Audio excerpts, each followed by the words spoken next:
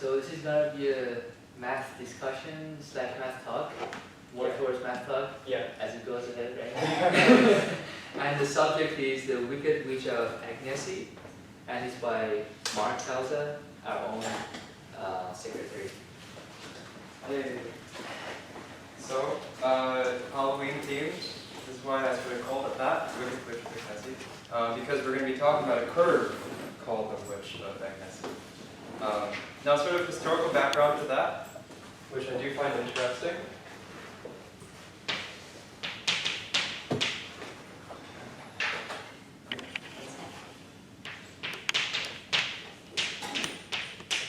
It was not first discovered by Agnesi. We don't know exactly when it was discovered. We know people started studying it during the 1700s, rather the 1600s. We have Fermat in 1659, actually computing the area under the Witch of Agnesi. So we know that it existed at least as far back as 1659. Then we have someone named Grandi, he's an Italian, in 1718, who actually constructs it. And the way in which Grandi constructs it will be the way in which we're going to construct the Witch of Agnesi later today. And one more name I should point out is actually Newton sort of, there's Newtons everywhere here in some sense. Newton also helps out with Grandi's construction. And the last one I'll mention here is Agnesi in 1748. The reason I mention Agnesi is because, well, first off, her name's in the darn thing, but also because she wrote this in a calculus textbook. Itself maybe not too exciting. As an example of a function which we could find inflection points and first derivatives of, and basic stuff about calculus, right? Stuff in like Mat 131 or Mat 125, if you've taken those. What's interesting is that such textbook is actually the first such any sort of mathematical work written by a woman, Agnesi, which still exists to this day. 1748. We don't have any other mathematical treatises by women written before 1748. That still exists. So that's a little bit of a fun fact there. And I think she was also Italian. So, what is the Witch of Agnesi? So I'm going to start off with a construction here. I'm going to start off with a circle. It's not perfect. And then I'm going to take a point on the circle. I'm going to create a tangent line at that point. Alright? And what I'm going to do is I'm going to put this on a grid line. So that this is my x-axis, this is my y-axis, and this is my x-axis.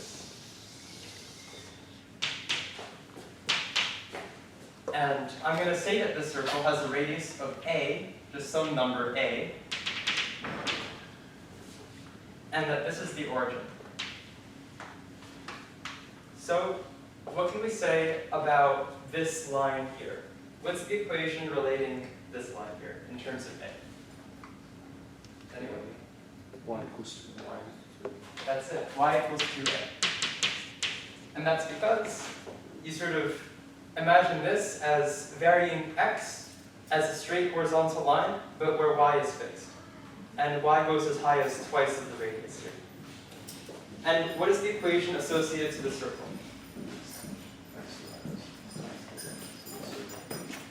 What did you say it was? Plus 1 minus a, that's it. Y minus a squared equals 8 squared. And you have this minus a because the center of this is 0, comma a. 0 cross a up. So we have equations associated to these bricks, which will be very useful later on. But right now, I'm going to construct the witch geometrically. And how am I going to do that? I'm going to start with a point. Let's pick it as over here. So to construct the witch, I'm going to start by drawing a line from the origin to B. So let's do that right now. I'm going to take this intersection, this pointed intersection, between the arc here of the circle and the straight line that I drew. And I'm going to call this, let's say, A. Next step is, with this point of intersection, I'm going to find its x-coordinate and find how, and that sort of determines the x-coordinate of this point here, in which such point is also found by finding the y-coordinate of B. This point here is going to be one point on the Witch of Agnesi. And I'm going to do the same process, except B, instead of B being over here, B is going to be over here, and anywhere else along the line y equals 2a. So let's do another example. We know that this point is on the Witch of Agnesi. And now, does anyone want to try, actually, creating another point on the Witch of Agnesi? Using the same algorithm. Don't be shy. I'll help you out. No test. He's I'll do it kind. again. Here. So we pick another point B, or let's call it, or else whatever, it's B. And I'm going to draw a line from 0 to B, from the origin to B, like this. From that line, I obtain an intersection with the circle. I call that A. And I see where these two meet in terms of x-coordinate and y-coordinate. Or y-coordinate and x-coordinate. This intersection is going to be another point on the Witch of Agnesi. Does that make sense? So, can someone come up here and draw another point on the Witch of Agnesi using that same construction?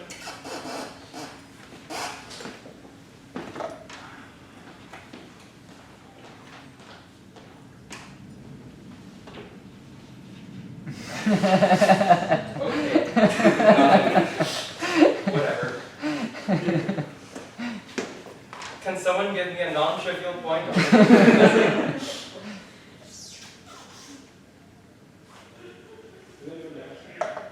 You, come here. So now we can draw that side. Oh, I'm sorry, about the other side? What about? Can we like draw line to the other side? What type of line? Then this kind of A, B, or B. I'm sorry, can you... On the other side of the y-axis here? Yeah. So, what are you saying about this? No, can we like you got one Do the construction on the other side of the water. Oh, yes, yes, you can. And why do you say that? Like, why do you say that we can do that same construction? Oh, you're asking? Oh, yeah, definitely. We can also draw a line, a pick a point here on the other side. Now, this is our B. And we draw that same line and this and that. Yeah. Take a... Maybe like finish this part of it and then we can take a break. Okay. Alright. So yeah, it's true you can do it on the other side of the y-axis. That's a good point. So maybe let's do one more point. Does anyone want to volunteer? I'll volunteer. Go ahead, Mary.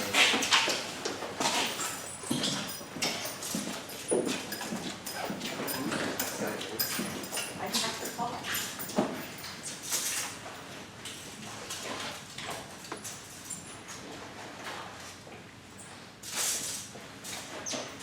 I think I wanted to one. Okay. So I make a point, I call it B, and then I draw the line from here to B.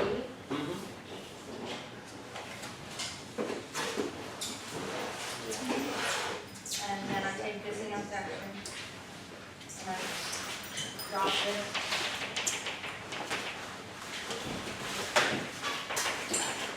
And this is the point. Yep. Oh, do you want to see them both? Yeah, that'd be great. Cool. Thanks, Miro. Yep. So these points are points on the Witch of Agnesi, the curve that we want to draw. Well, unfortunately, we only got 4 points. But does anyone see here how the curve might look like, just from these 4 points? like a spider. Like a spider. What do you mean like a spider? I don't know. Maybe kind of like a bell curve. Hey, yeah. So why do you say that? Why do you say it's going to look like a bell curve? Because it's doing like an action at the top and it's going to decrease to both sides to infinity. Yeah, that's great. And then it's going to sort of decrease to both parts of infinity, sort of borrowing your words. So it's going to look maybe like a bell curve like this. Something like that. And that's how it looks like. You just repeat this process over all points that you choose on the y equals 2a line. And this is going to be your Witch of Agnesi.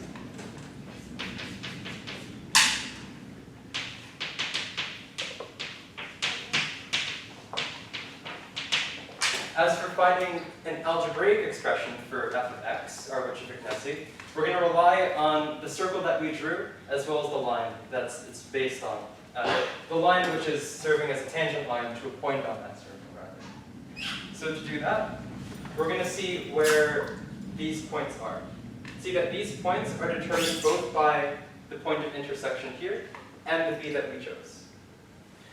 And see that this point here is determined in turn also by b, because this was just defined to be the intersection between the line drawn up to b and the circle.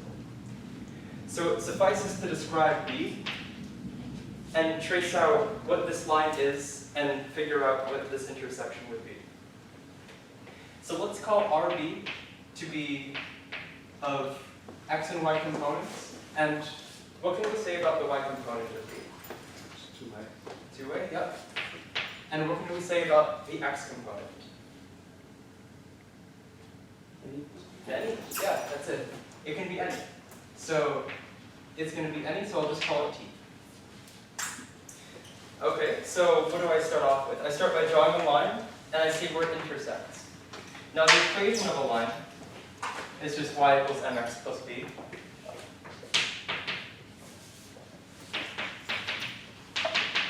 We know it goes through the origin, so b is 0. And what do we know about m?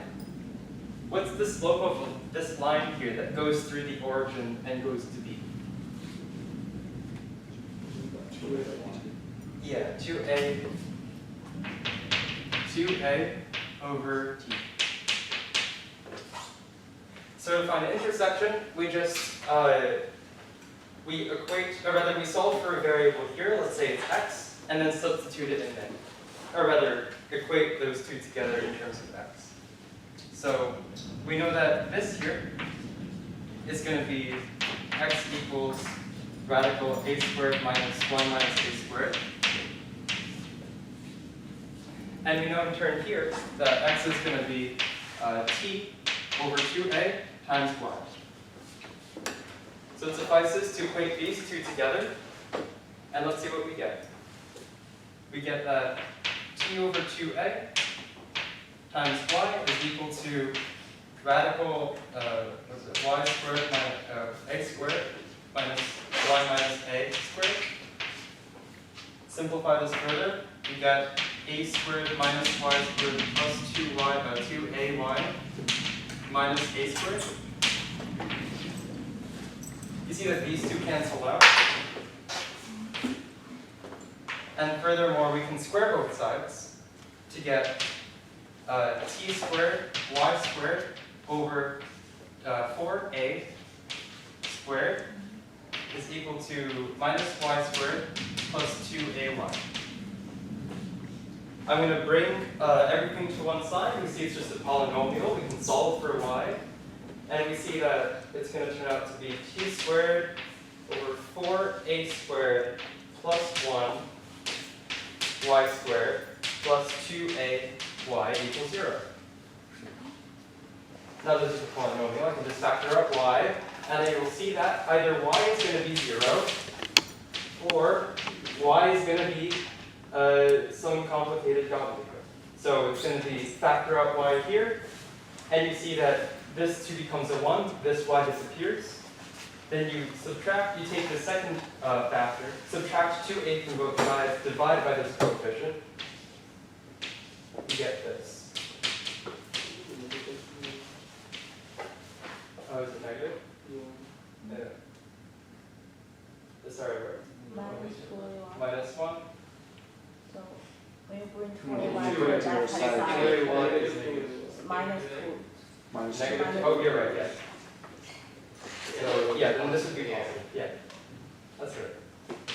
It's plus 1, and we can make this fraction with factor by just multiplying by 4a squared of both. So we get 8a squared over t squared plus 4a squared.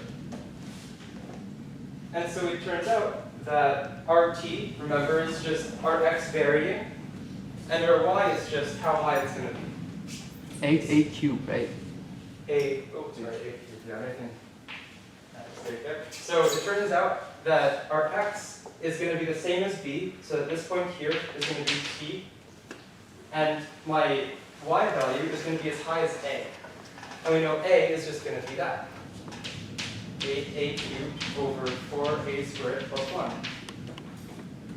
Oh, missed something. Plus c. And that's going to be our Wicked Witch of Agnesi. Our Wicked Witch of Agnesi is just going to be the graph x comma y, so that y is equal to, rather than just call it t, I'll call it x, is equal to 8a cubed over t squared plus 4a squared. Yeah, either call it t or x. Oh, okay. Yeah, whoops. X, okay, x. Okay, so that's our Wicked Witch of Agnesi, algebraically, and we just constructed it over there. And we got this by just the construction over there. Alright, that's well and dandy. And last thing before we start with the pies, what can we tell about the Wicked Witch of Agnesi? Like, what sort of qualities does it have?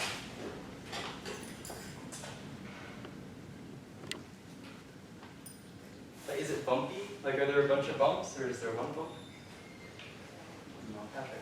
symmetric. It's symmetric.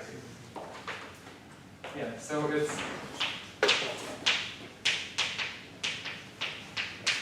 symmetric over the y-axis. What else? Finite area. A finite area, yep. Yeah, we mentioned before Fermat found the area under it. And assuming he didn't write like infinity done, right? He found something more complicated. So finite area.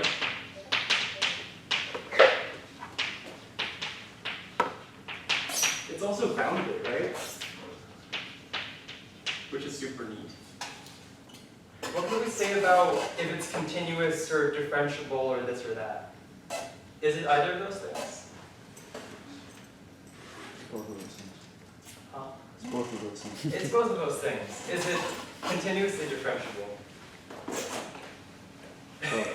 Yeah, in fact, you can take as many derivatives as you want, and it'll still be existent. So we call that smooth. So looking at all these conditions, and you can sort of point out more, we can sort of determine, like, wow, this is really neat. This is a really nice function. Like, if it were a person, I'd be its friend. So, nice. So the way we constructed it, and it's all just algebraic, as you see, but we'll come to realize in the second half that it's actually not as nice as we think it is. And for that, we're going to enter the spooky and scary world of applied real analysis. So, with that in mind, please be quiet.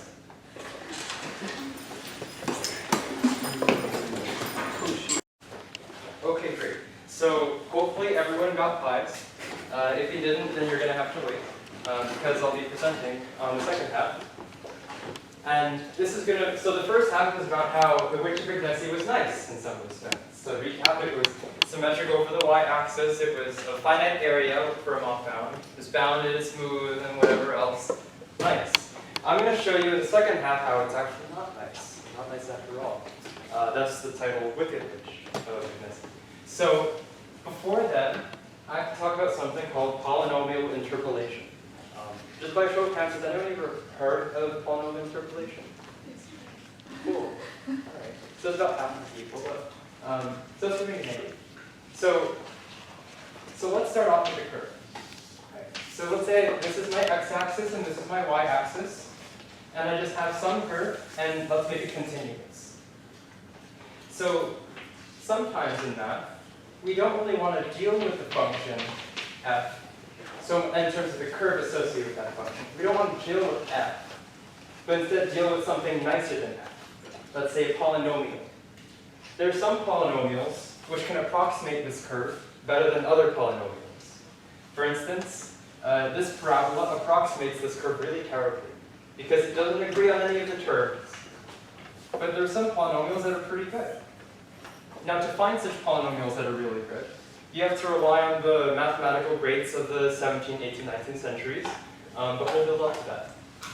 In the meanwhile, the general idea of finding such polynomials is that you're going to find points on this curve which are chosen in some strange way, sometimes strange, sometimes not really, but some points, let's say these points over here, and you're going to take many of them in fact,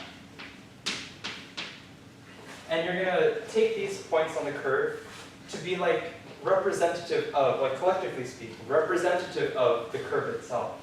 That is to say, if I were to choose these points in whatever fashion and take enough of them, if I were to get rid of the curve which first allowed me to find those points, I could sort of then say, look back and say, ah yes, that sort of looks like this curve over here. Right? It's sort of the ghost of the curve that I drew. So in order to choose these points for the rest of the discussion, I'm going to say that the number of points being n is very big, and that we're going to choose n so that if you were to find the x-coordinates of the ones between two others, that's going to be the same. That is to say, it's going to be equidistant in terms of x-coordinates between this one and also this one and this one. Does that make sense? Great. So I'm going to say in other words that the length of each of these intervals as a result, these subintervals, in which the nodes, these points here on the curve are called nodes, the x-coordinates, when you drop them back down, are going to be of same length. And that's going to be, if anyone's taking calculus, it's going to be, if this is b and this is a, b minus a over the number of endpoints that I have, n. So, how do I find such polynomials? To say that it's a really good approximator, one aspect is that I want the polynomial to run through all of these points. So that, let's say a polynomial that does something like this,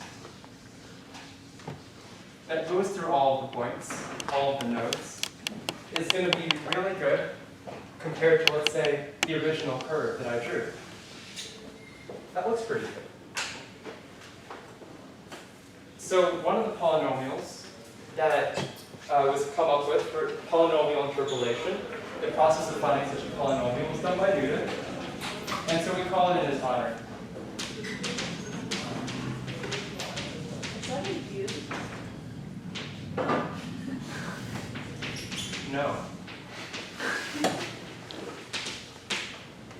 We're going to define the Newton interpolating polynomial in terms called Pn(x), rather in terms of coefficients, C0 through Cn, which I'll write in a moment. So let's say that x0 all the way up to xn are my nodes. Rather, the points on the curve x0, f of x0, all the way up to xn, f of xn are my nodes. And let's say that my f of x is the curve I want to approximate, or is associated to a curve, and is the thing which I want to approximate.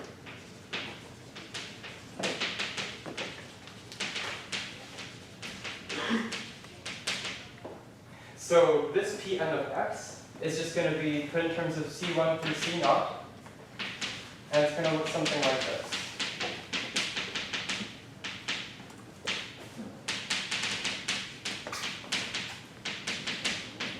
And it's going to look really funky.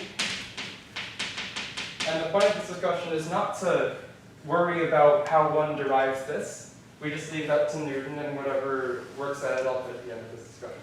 But how it's going to be used to sort of find what the polynomial is attached to our f of x, in which our ck is going to be something called the divided difference from x0 up to xk,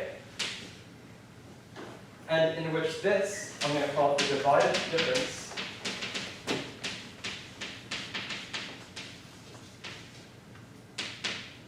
in which this in turn is going to be defined twofold.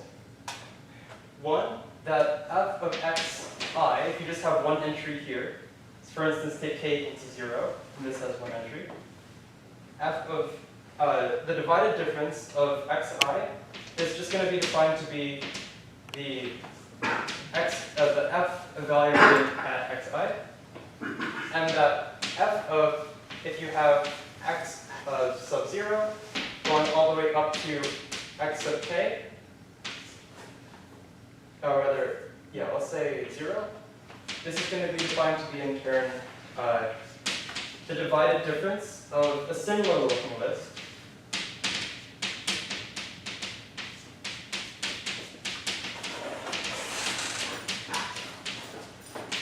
You see, it's also sort of a quotient, rather a divided difference, k minus x naught.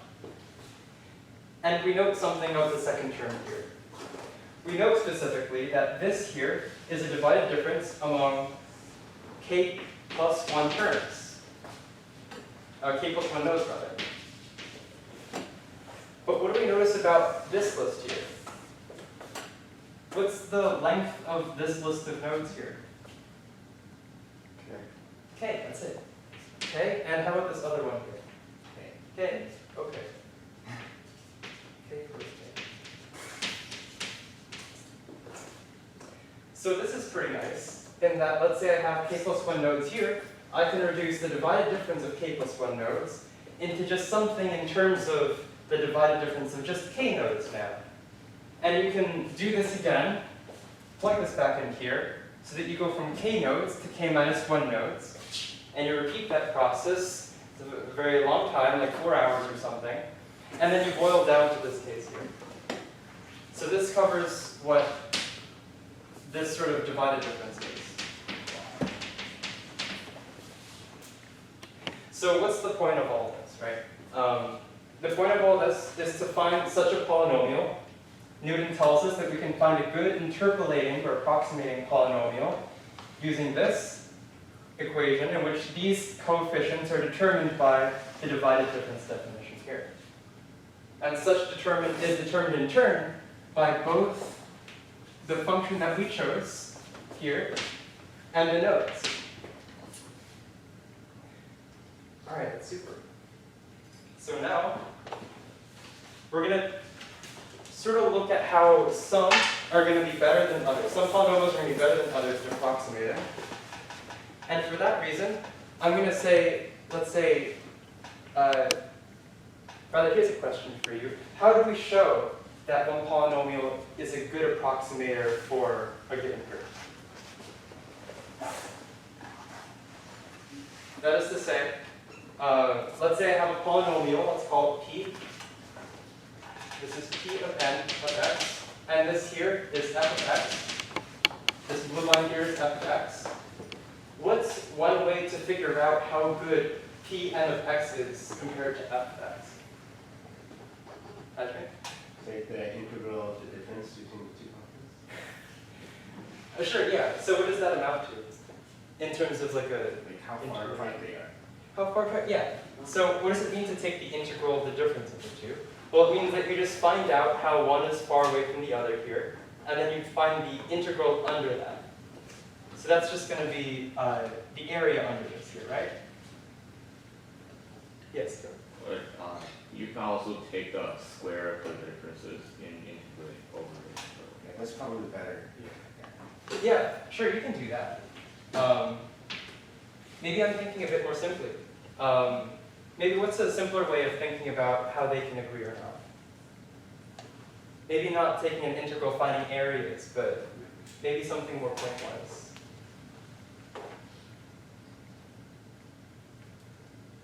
What's wrong if I just take the difference of the two? Right? Like, if Pn of x is going to be a really bad approximation, like that parabola I drew, then it's going to be really far away in terms of a vertical distance between them, right? And so I can just sort of consider the vertical distance between Pn of x and f of x. And we want to see how far it is absolutely, so take the absolute value. So that's one way of considering sort of the difference there, the error of Pn of x in approximating f of x.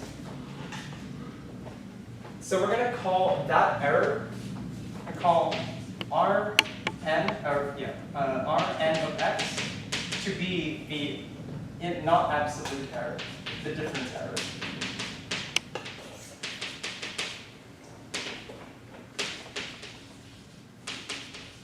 Vertical error. All right? So what we want to do is to find this as small as possible, because we want a really good approximation. But, well, this looks really complicated, doesn't it? Right? Pn of x is put in terms of c naught through cn, and this is just recursive nonsense. Or not nonsense, it's just recursive stuff. So we want to find a way to simplify this expression, which equates to Rn of x. So there are two theorems that really help us out with that. Or rather, three, actually. So theorem number 0 is going to say that we can also write Rn of x, and this just uses some algebraic manipulation, as f of the divided difference of x naught up to x n times the product of these terms here, which look very familiar.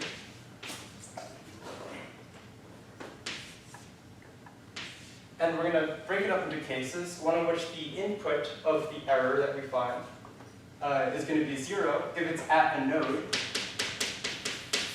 And it's going to be this big thing, likely non-zero, if it's not a node. Note, this disagrees with the fact that I want my polynomial, my approximating polynomial, to intersect at these nodes, so that the error between the polynomial and the function at those nodes are going to be 0. So this works out. It's 0 when you're at a node, and it's something else, probably not 0 when you're not at a node. All right? Theorem 1. So the reason I put another theorem is because this is also really complicated. So I want another theorem for that, and there's another citation I can write at the end, if anyone's interested. And it's going to say that, let's say my f of x. This time I'm going to want to deal with the Witch of Agnesi specifically. So I'm going to set this to be the same witch, but I'm going to set also a equal to 1/2. So I get something much simpler. But you can actually generalize this pretty easily. I just want to work with simple numbers. So theorem 1 is going to say that if f of x is the Witch of Agnesi, and I choose, let's see, yeah, if it's the witch, then I can just write this as f of x naught, this first factor here, up to xn as f of x, and something rather complicated, somewhat. So I'll explain what that r is. I'm just going to write n equal to r if n is even, and 2r plus 1 if n is odd. So that this r comes from, rather this n here. So x, 1 plus xj squared times 1 if n is even, or rather n is odd, and x if n is even.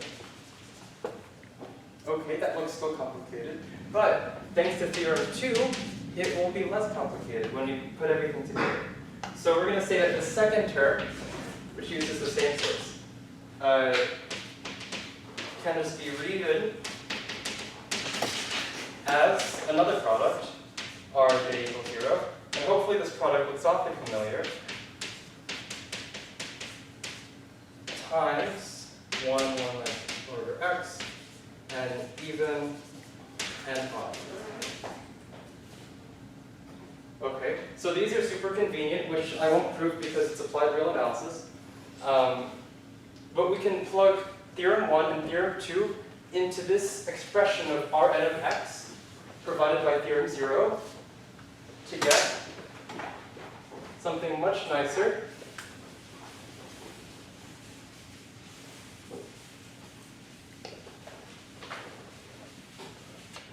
Sorry, what's the condition of theorem 2? Theorem 2, Yeah. it's that x naught all the way up to xn, or rather x naught f of x naught all the way up to xn f of xn are nodes on f.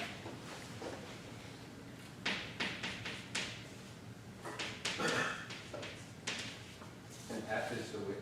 F is the which, yep. F is the which.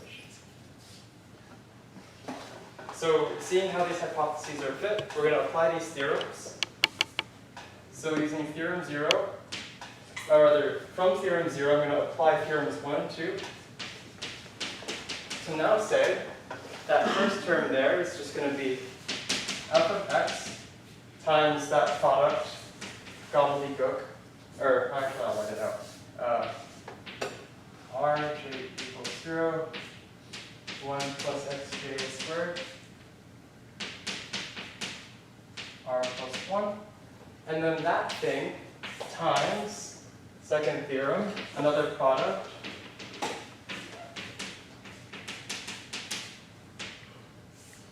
There we go. I just used the two theorems. And note that this complication about whether n is even or n is odd, like this last part here, doesn't matter. Because suppose n is odd, then I multiply 1 by 1. It doesn't change anything. And if n is even, then I put an x here as a factor. And for the second theorem, I put 1 over x as the second factor here. And they both cancel out as well. So they cancel out, and all is well and dandy with the word. So we're using theorems 0, 1, and 2. We have a question. Yes. Does that still hold true if it's on the y-axis? If, what do you mean? Like if x is equal to 0, is that? If x is equal to 0? Yeah. Let's see. If x is equal to 0, then... And you have 0 over 0, Yeah. which you can't have.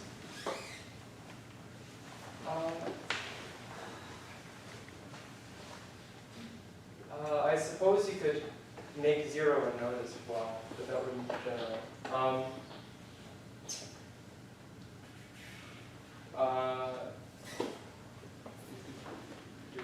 Yeah, that's a great question. Yeah, I suppose you can set x equals 0 to be a node, but yeah. Any other thoughts about that? No? Maybe like from theorem 0, if xj is 0 and it's a node, then it's 0, right? Yeah.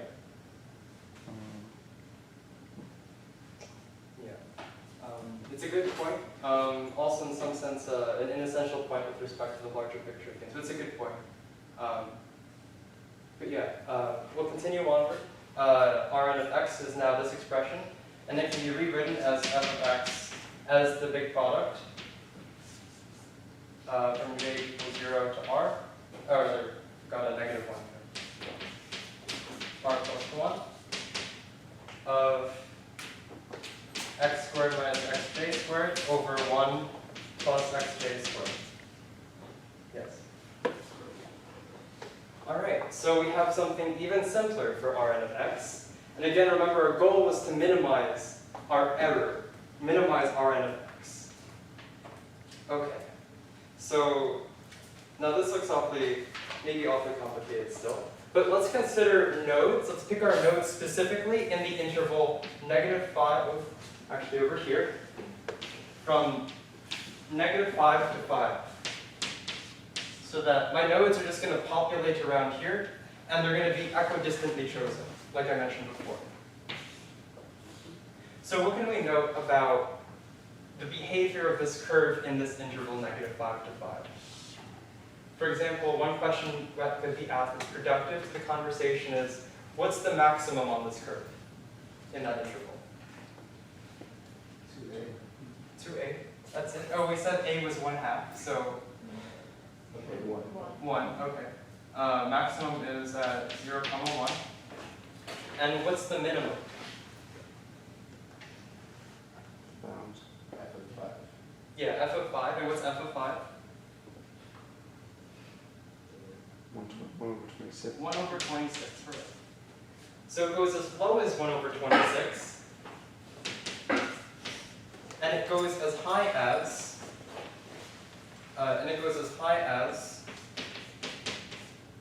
actually I'm going to erase this over here. I'm almost done. Rather, I'll expedite it.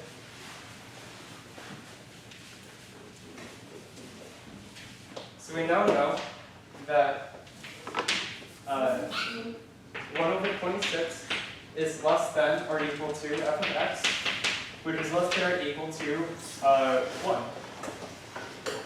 So let's see. We can subtract gn of x from both sides.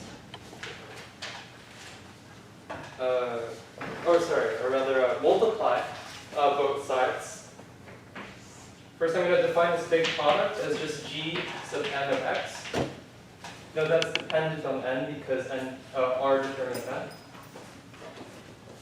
So I'm going to say that I'm going to multiply all parts of this inequality by -1 raised to the r plus 1 times g n of x.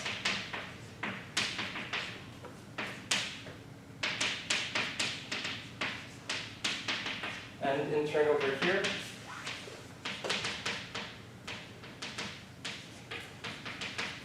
cool.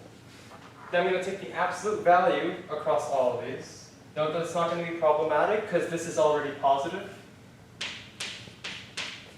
So I'm just taking absolute values of each of these. It's already positive. So I'm just going to do exactly that.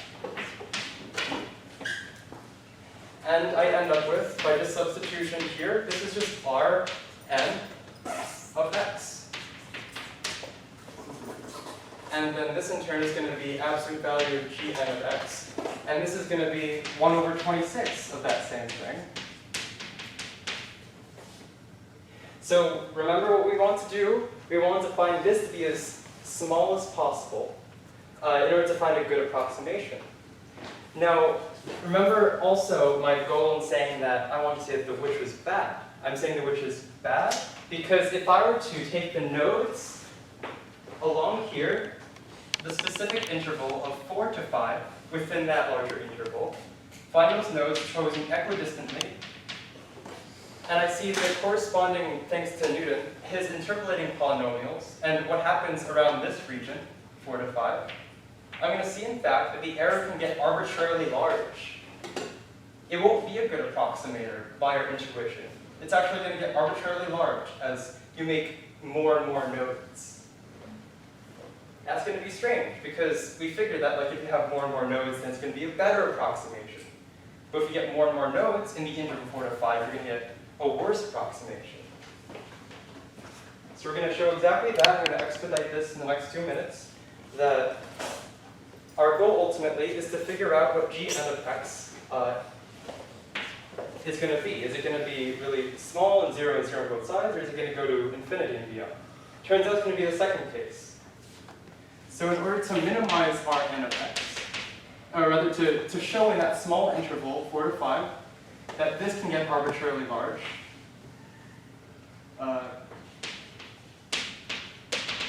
we need to show that g n of x gets really big.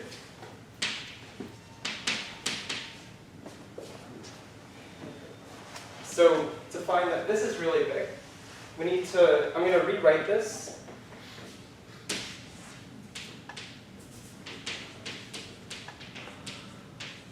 Rewrite this as g sub m of x is equal to e to the delta x, remember I had delta x back there, times the ln of g of x, gn of x, that raised to the 1 over delta x.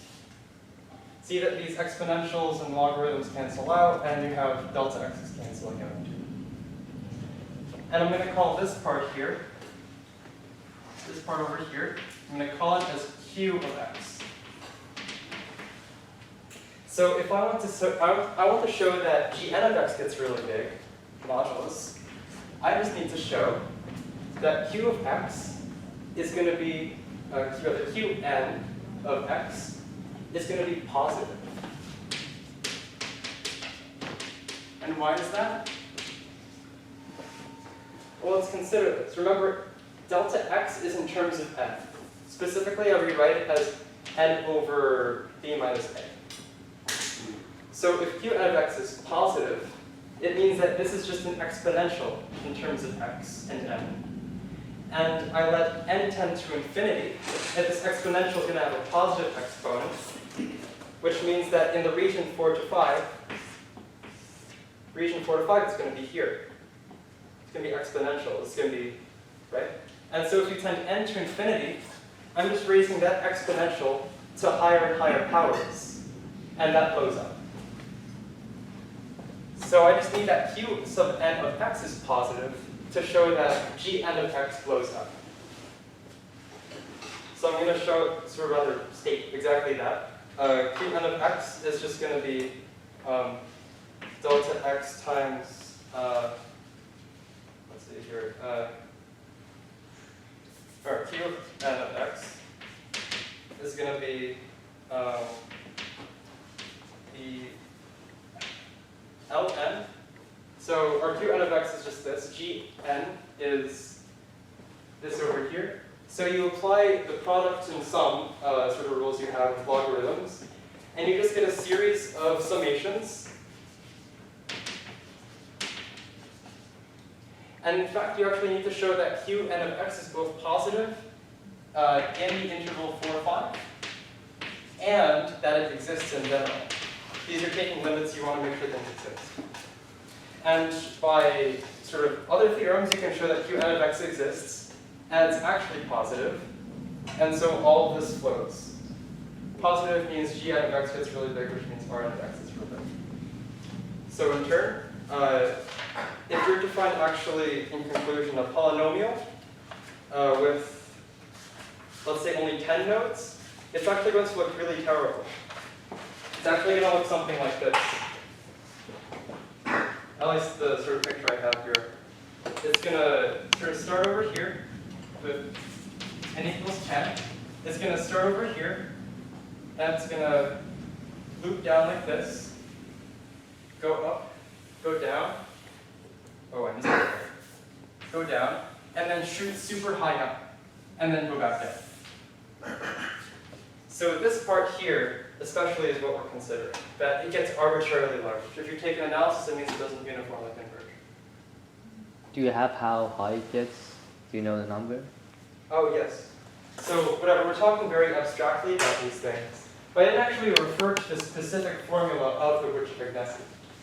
On that end, you can calculate what q of x is, in which q of x is just the limit as n approaches infinity of q sub n of x. Q is like a sequence of functions, the limit of the sequence of functions. And it turns out that such a function will end up being an integral, and you evaluate that integral to get that q of x. Actually, I write it rather big. This board is really full.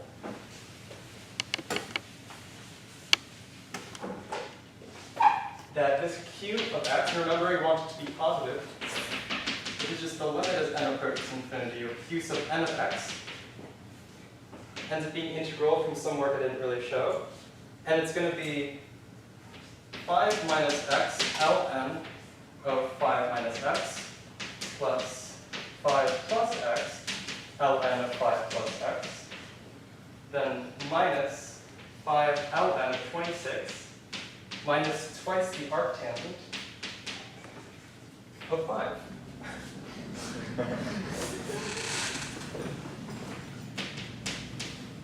Exercise. That will also take 4 hours. So we want that to be really positive in this interval, and there's actually a graph on here, and it actually is positive between 4 and 5. Yeah, it's positive. So since it's positive in that interval, it means that this syllogism follows and the error is really big in that interval. That's it.